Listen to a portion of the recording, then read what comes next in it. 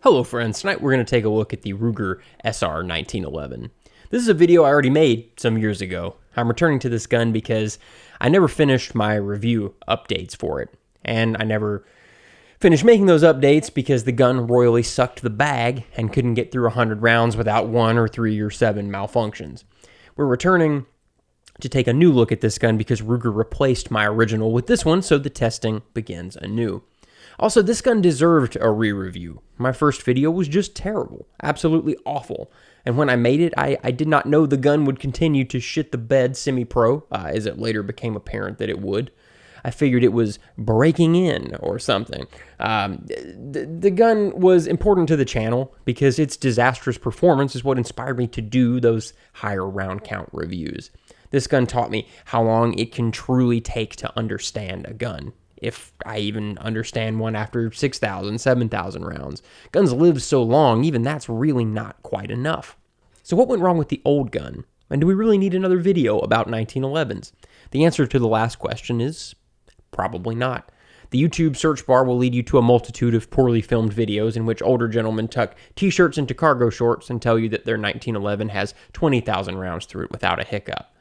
And you'll discover a host of contradictory break-in procedures that border on mystical, in which you play a magical flute every 100 rounds to summon a demon with which you might parlay to procure a special break-in oil that will help the gun to run after a mere 2,000 rounds of this procedure. Your gun doesn't run because you did not follow this procedure or summon the wrong demon from the void.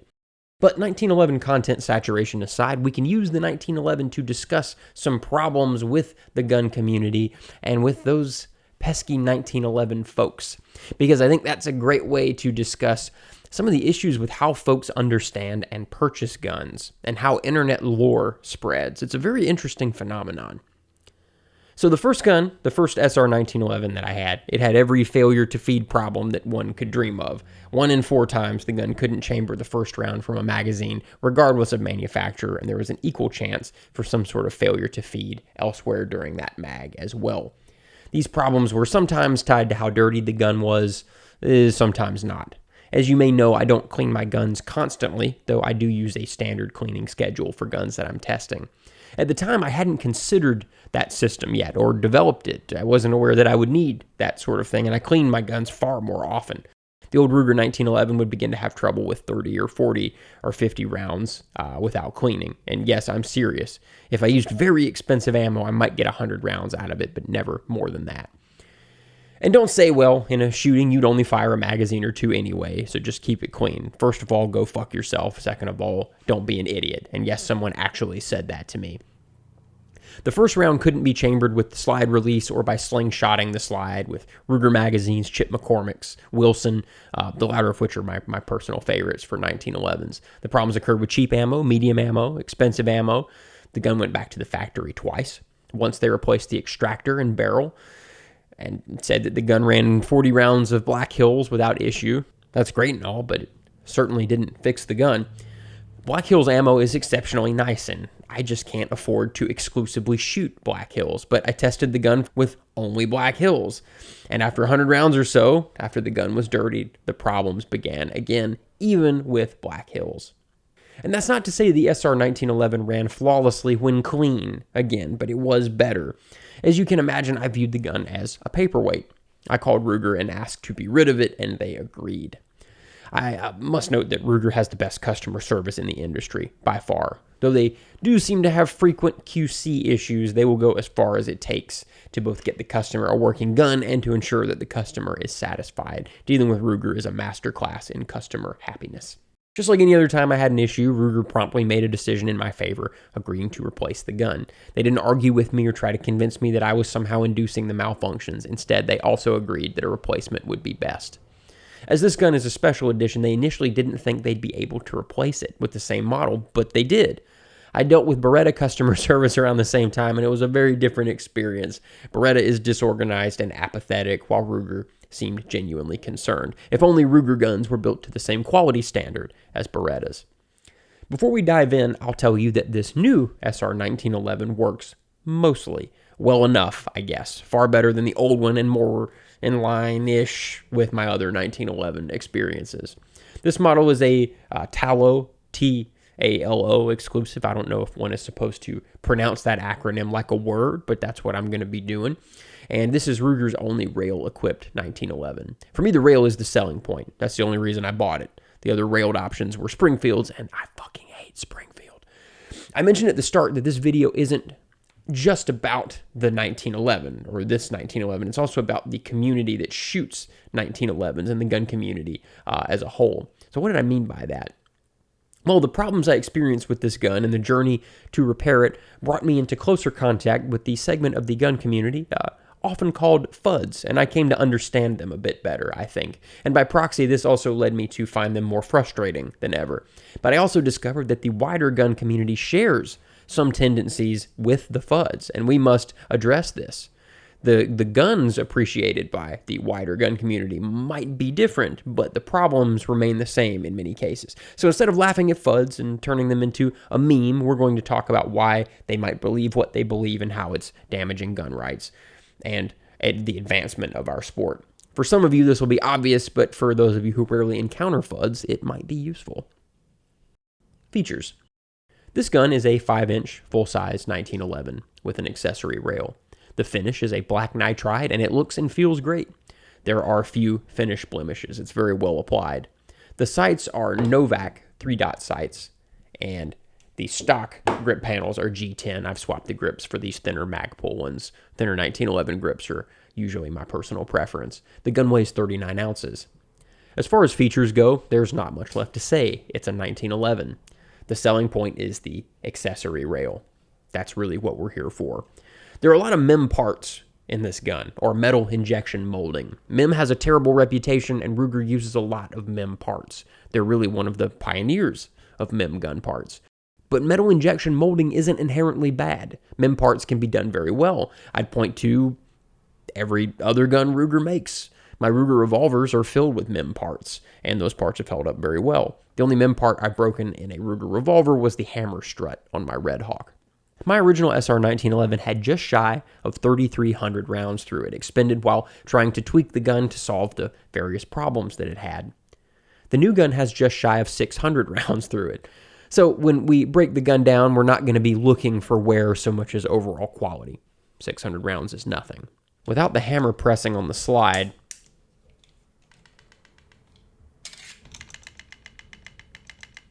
we can hear that the slide to frame fit is very loose. That's good in this case. I don't like tight 1911s. And my first Ruger was tighter than this one. That certainly wasn't helping it in the reliability department, but that also wasn't the only thing going on with it. And that's quite a lot of wiggle, isn't it? I really like that. All the 1911 folks are probably shaking their heads with dismay at all that wiggle, like they accidentally went to the wrong strip club. Hey, I thought us males were going to review the ladies, or they accidentally watched the WAP video. Nothing offends an aging 1911 enthusiast like the WAP video. That which confuses and confounds them. This SR1911 has the traditional barrel bushing, so we take it apart like the 1911s of old. There's one model, it might be just the 10 millimeter that does not have the barrel bushing. I can't remember, but one of them or several of them doesn't. So this ships with a tool that helps you take it apart. It's easier to use one's fingers. Trying to remember where you might have lost the tool was far more difficult and time-consuming than just using your stupid fucking touching sausages here. You can tell how archaic the 1911 design is when you take one apart. I remember taking one apart when I was younger and thinking, why? What the fuck? Why is it like this? But it's important to remember this was the dawn of pistol disassembly. And other guns from those first few generations of automatic pistols are worse. Much worse in some cases. The Luger comes to mind. All right, let's take it apart.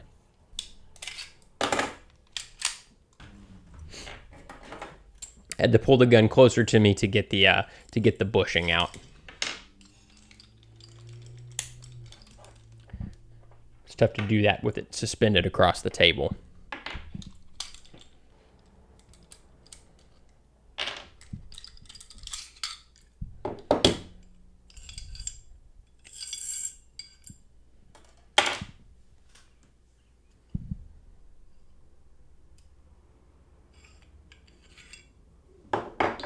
So, yeah. So there's wear, but not much. I mean, it's been 600 rounds. Most of what we see worn away is black top coat over the nitride finish, where the slide, rides against the frame and vice versa. Because a nitride finish impregnates the metal, what you're seeing on top is just a coating. If it wears off, fine, the gun is still protected. But again, what did we expect to see in terms of wear after 600 rounds? I mean, nothing really. The slide seems very well machined and finished. It looks great. Same goes for the frame. The feed ramp polishing looks really good. That's fine. The barrel, however, that's a different story. The polishing is good around the chamber, but the overall quality of the finish on the rest of the barrel is very just fucking lazy. They just didn't even try there, did they? They just did not even care.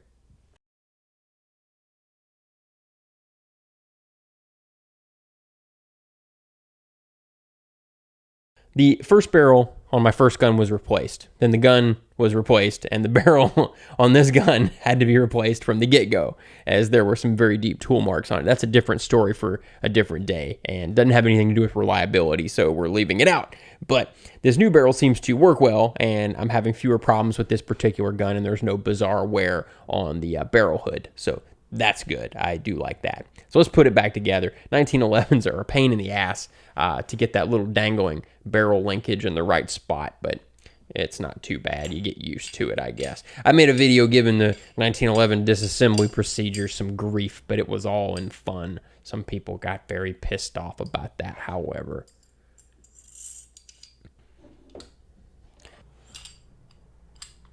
Okay. Now we get our... And you get this thing back in.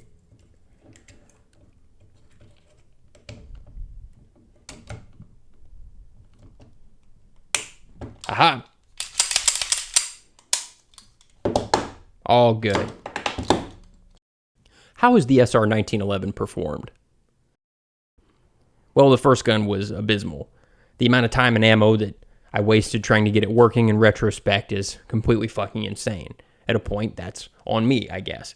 But I didn't want to be defeated by that stupid gun, so I was persistent. But at a point, so many parts had been replaced and so much effort had been put into it that it was clear the gun couldn't be fixed. Something was just too off.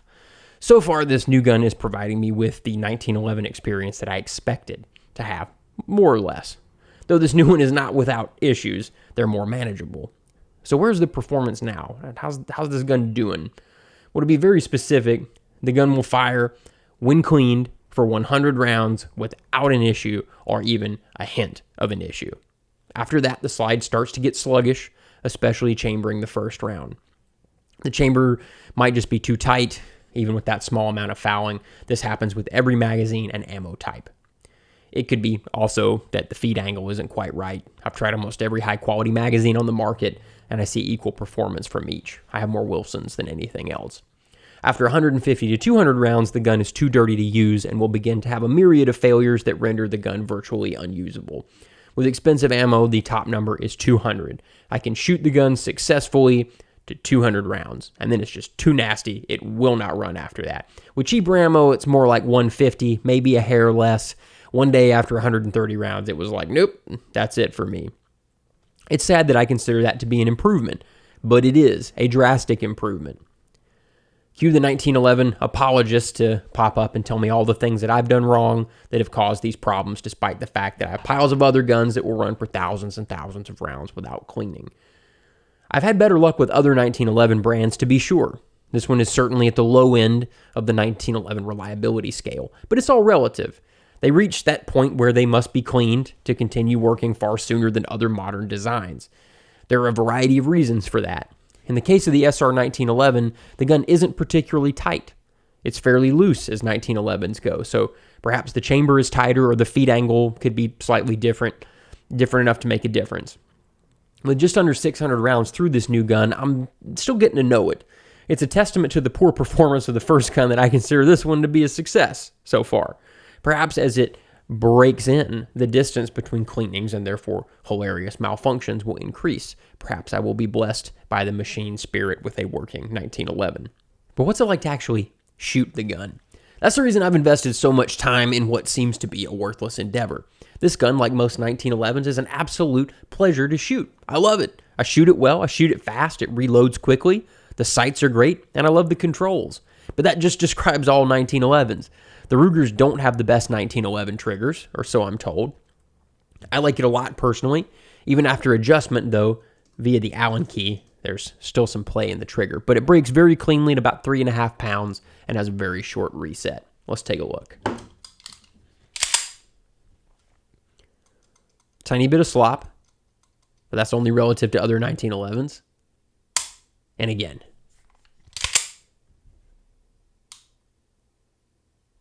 And again. That reset is great. I really like this trigger.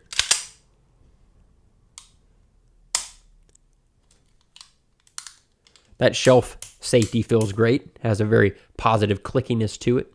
And you can't go wrong with the Novak sights. I love the sight picture. It's both precise and fast. I really like it. The magazine release button is excellent. Magazines fly right out of there. And the magazine release button, it's just the right size. And that accessory rail. I love it. That's really why I bought this gun. I paid about $700 for this gun new in store before sales tax a few years ago. I refused to buy Springfields, but the comparable model would have been substantially more. However, I would wager that the Springfield would have run far better. The last Springfield that I spent time with could go about double the round count before it got sluggish and weird and needed to be cleaned to continue. But that would have meant supporting Springfield. A comparable Colt would have been far more expensive, and Colt QC is a gamble. I might have gotten a great one, or it would have had all the same problems as the Ruger or some new and exciting ones. You know, I'd like to give one of those Smith & Wesson or SIG 1911s a chance down the road. I've shot the SIGs on several occasions, but only a few magazines each, not exactly enough to gauge reliability, but they felt nice. If the Ruger doesn't have the best trigger, is it at least one of those tight, accurate 1911s that folks seek with insanely good accuracy? First of all, that's such a stupid thing to desire in a handgun. A tight gun is a less reliable gun. Those wider tolerances in something like a Glock or HK or Beretta or Walther increase reliability. When there's a little gap, a tiny bit of dirt or grit isn't going to stop the gun from running. But no, the Ruger is not a tight gun. As we discussed earlier, listen to that. That's not the grip safety. That's the gun. That's a lot of wiggle. This gun is looser than some of my polymer autos. In fact, let me grab a PPQ. The PPQ has about the same or less wiggle. Ruger has missed something somewhere, whether it's in the feed geometry, the barrel tolerances, or what. This gun malfunctions like a tight gun, but shoots like a loose one. And I say that even about this new one, which again is a huge improvement, but still, it still doesn't run as well as it should. Something is just not quite right here. However, I do want to emphasize that this new gun shoots great and it runs okay when it's clean. It's totally fine. And the 1911 folks will surely make the argument that I haven't broken it in or didn't follow whatever complex and ritualistic break-in procedure involving ancient and unspoken dark magics from the old world. Whatever they're doing, yeah, I'm not doing all that shit. I just shoot the gun and I'm cleaning it every 100 or 200 rounds. That's the bad, and it's real bad. But here's the good, because what good there is very good. The 1911, from the perspective of purest fun, is one of my favorite automatic pistols to fire. I love them. I could shoot them all day, every day. In my view, they make a poor defensive option, but it's hard to find a more fun gun to actually fire. I love the 1911 recoil impulse. I love the trigger pull, even on this gun. I love the sights. I love the magazine release. I love the way the safety feels, and I love to shoot 45 ACP. That's why I've invested so much time and ammo in this stupid model. At a certain point, a smarter person would have given up and bought a fucking different 1911, but not me. You can always count on me to do the stupid thing. Though this 1911 might have a simply okay trigger for a 1911, it's all relative. I notice no difference in my shooting performance between this and any other full-size 1911. In other words, though a 1911 snob might poo-poo it, the trigger is still killer. The sights are Novak, so I don't notice any problems with accuracy, which I'm very much putting in quotes. This is a pistol after all. I just love Novaks. One of my favorite sight pictures. The magazines, they fly out of this gun, like with other modern 1911s, and the safety is very clicky and easy to use. I do wish they'd checkered the front strap and given us some front slide serrations. The lack of front strap checkering, I do notice that when my hands are sweaty. Makes a little bit of a difference. You know, and those front slide serrations, I definitely would use them. I would have liked that. I also must mention that Ruger very lightly engraved, perhaps by laser, their own markings on the slide. Because of this, I agree with other reviewers that Ruger probably intended these, or perhaps thought that folks would use these as the basis for custom pistols. That's very cool, and if a custom builder can get one of these running well, it would make an awesome gun. My long-term plan is to find a custom builder to go on such an adventure with me. Earlier, I mentioned the 1911 recoil impulse. I find that 1911s and all steel-framed guns have more felt recoil in my hands than polymer-framed pistols in that same caliber. The polymer frames can flex while the steel can't, at least to any degree noticeable without a high-speed camera. I was always told that big, heavy steel guns recoil less, but in my experience, that just isn't true. But for the range, I enjoy how meaty and satisfying the 1911 recoil impulse is. It's the opposite of the recoil impulse from my full-size HK-45. The 1911 really feels the way firing 45 ACP should feel in my hand. I really enjoy it. I also find that, recoil and all, I shoot the gun very fast. Not as fast as the HK-45, but fast. The sights are part of that. Novak sights are big and satisfying, but with plenty of space on either side for precision. They're very easy to track through recoil. It might be nice if they had a shelf for racking, but this, for me, it's a target gun. I don't really care. Maybe you might.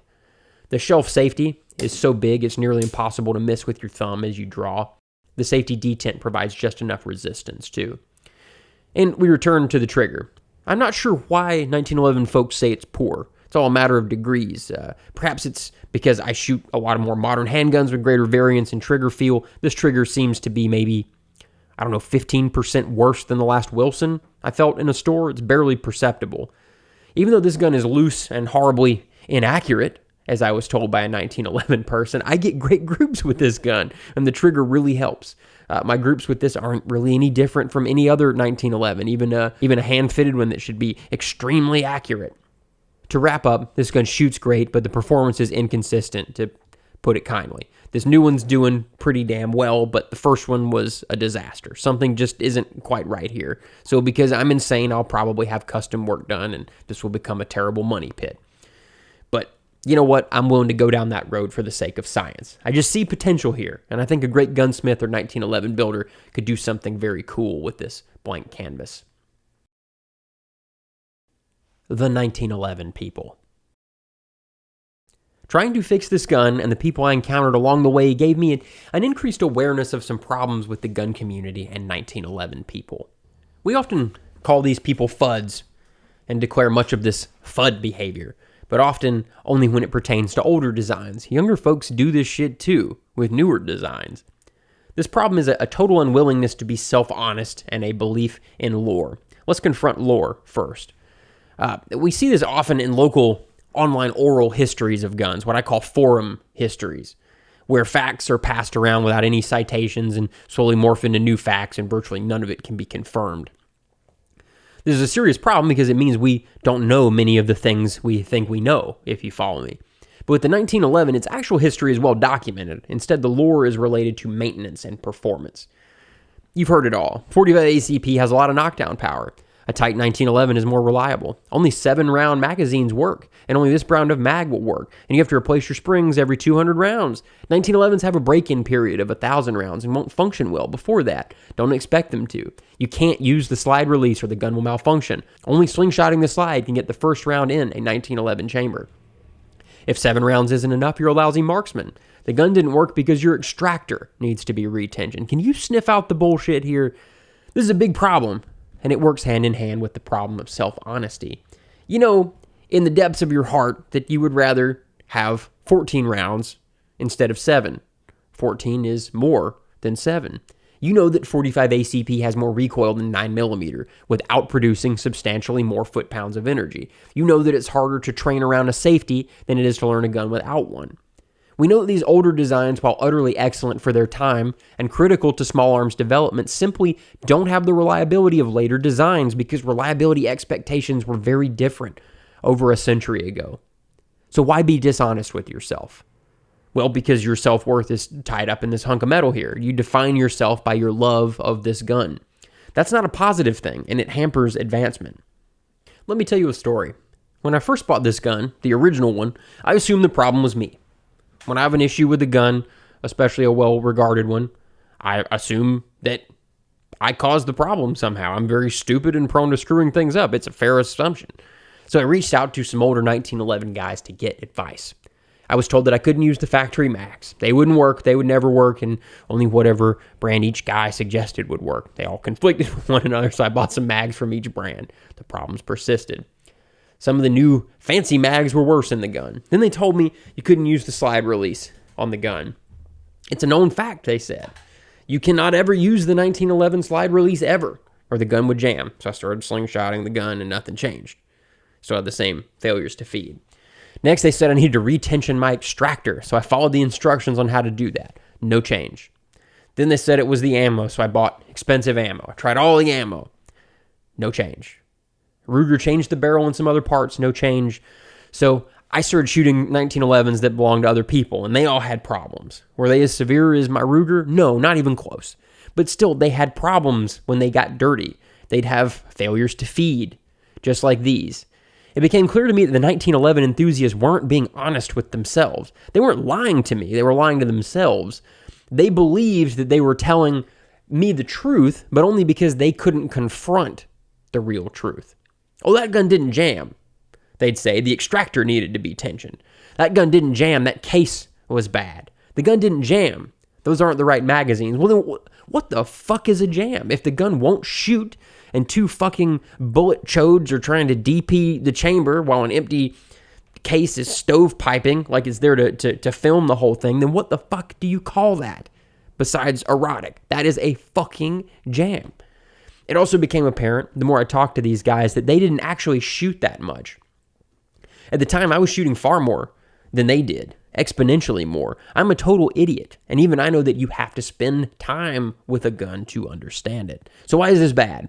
Well, for one thing, it's obnoxious, and it puts shooters who are learning a platform in a position where all the information suddenly becomes dubious, and therefore of questionable worth. The whole online body of knowledge is called into question. Can you trust that forum post or video or article? Maybe, but maybe not. How can you sort the lore from the good information? Unless you look for citations, personal experience is the only solution. You just have to buy the gun and shoot the hell out of it. But more importantly, it seriously hampers the development of our sport and breeds that logic that, well, it was good enough then. It served for 1,826 years. Is that good enough for you? Just because something worked at a prior time doesn't mean that there aren't better options now. That is a very fucking stupid thing to say. To deny an advancement simply because something worked at a prior time is astoundingly dumb. With this logic, nothing would ever change. We would invent nothing. We would embrace no new technology. When you embrace this way of thinking, you're also saying that you don't need to fix your faults. You don't need to learn to shoot faster. Your Weaver stance is perfect, and 45 is so powerful it would punch a hole right through God. You know you'll remember to get that safety off when you need to use the gun, even though many people before you, who trained far more than you do, have forgotten the safety. Don't lie to yourself. Just do better. Accept the limitations of your guns and of yourself and of your training. You can still enjoy these older designs just as much while appraising them honestly.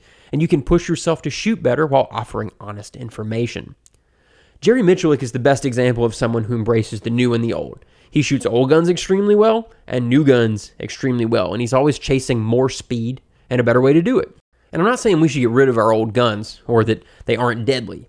I love old blowback pocket pistols. I love revolvers. I think pocket pistols can be a great option now. However, I do my best to be honest about what they are.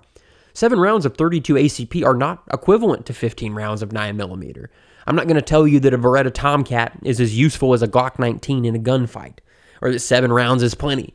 But under certain circumstances, the Tomcat might be a great option with adequate power and round count for the situation, coupled with small size.